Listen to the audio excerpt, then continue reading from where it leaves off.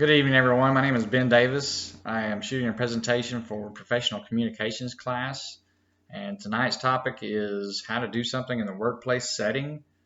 So, a little bit of background about me. I'm currently an operations supervisor. Prior to that, I was an instrumentation and electrical controls technician, and that's the work experience that I want to use as my example on how to do something, specifically on how I use troubleshooting techniques to find problems and faults in instrumentation and electrical controls systems.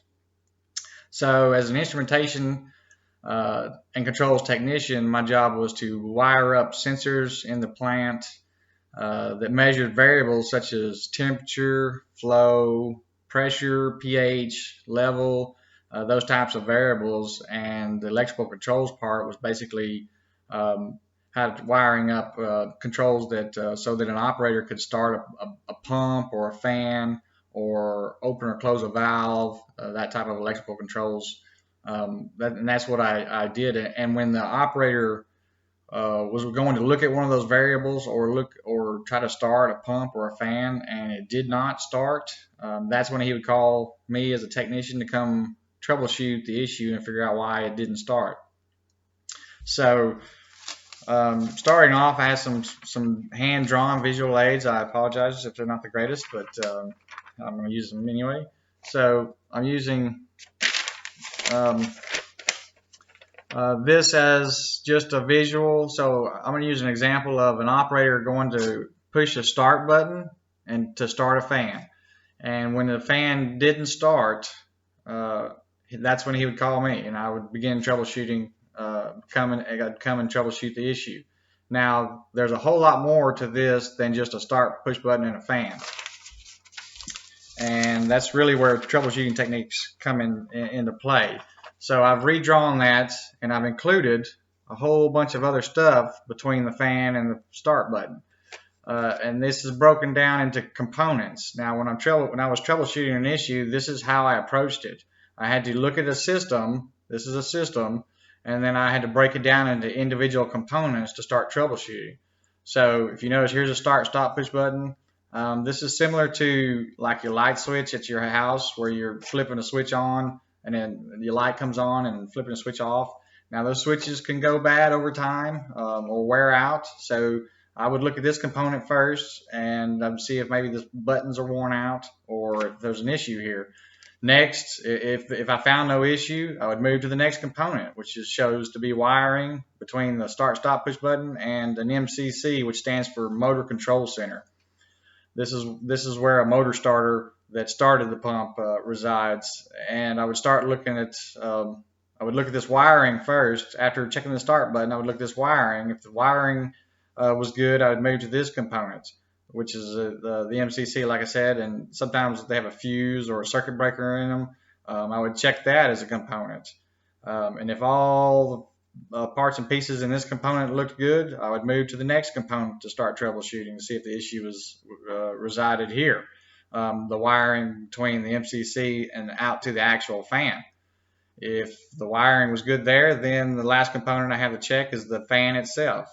So when I was approaching troubleshooting an issue, this is how I had to break it down. I had to break it down into the individual components and start checking the individual components. Now, this is a relatively simple circuit. I've been involved in troubleshooting circuits that are much more complicated than this, and you really have no choice but to start breaking it down into tiny bites, per se, to start checking.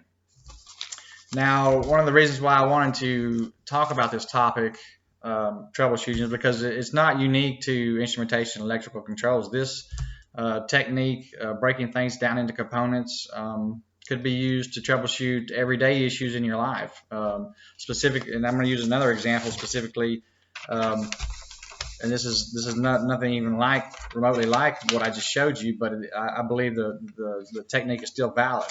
So I have some more visual aids. So here's a visual aid. Basically, this is an issue between two people. So you have some good artist work there that's showing two people, and you see an issue between them. So there's some kind of issue or conflict between these two people. Now, you To solve or resolve the conflict, solve the issue, troubleshoot the issue, you could be one of the two people that are that the issue is between, or you could be outside the issue helping these two people try to resolve it. But I would still approach this problem solving application by using my troubleshooting skills that I learned as a technician, and that's breaking something down into its individual components. And here's my final visual aid. So I show you still see the two people here, and you still see the issue in between them. Now you've noticed that I've divided the issue into like different slices of a pie or something, to kind of illustrate that the issue could be there could be multiple parts of the issue. There could be different reasons why they're having an issue. So that's a component that you would look at. And you notice that I also have a thought bubble above each person. So that's a component that you could look at to help resolve the conflict. What is each person thinking? Why are they thinking this way towards this issue or multiple issues? Another component could be, feeling. Is there bad feelings between these two people? Have they had issues between each other before? So that's another component to consider when you're trying to troubleshoot and resolve this issue. And lastly, you see these nice, pretty shoes that each person's wearing. I drew these to represent kind of their background, maybe where they're coming from. You can put yourself in the other person's shoes when you're trying to resolve a conflict between two people, and maybe get an idea of where they're coming from, and why they're approaching this particular issue in the way they are. So, like I said, troubleshooting is not unique to instrumentation and electrical controls. It's an application, or it's a technique that you have to develop, and the breaking things down into components is the technique that I use and that I've been had good experience with, and it can be used across multiple industries, multiple fields, multiple issues, multiple conflicts to help solve problems, get down to the root causes of issues, and I think it's a valid technique.